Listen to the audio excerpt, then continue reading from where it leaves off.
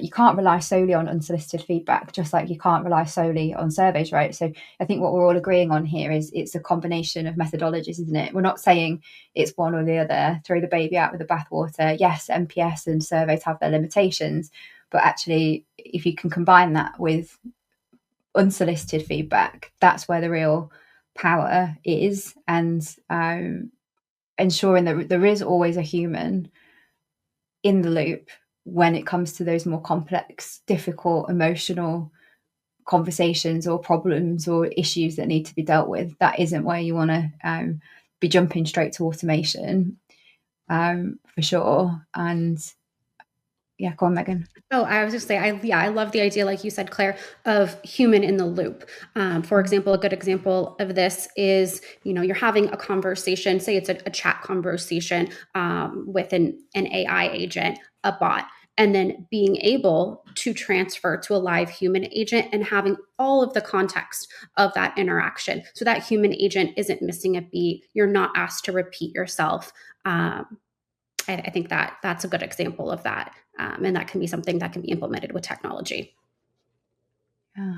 And I think somebody had mentioned right up at the top, hadn't they? Something similar about that, Megan.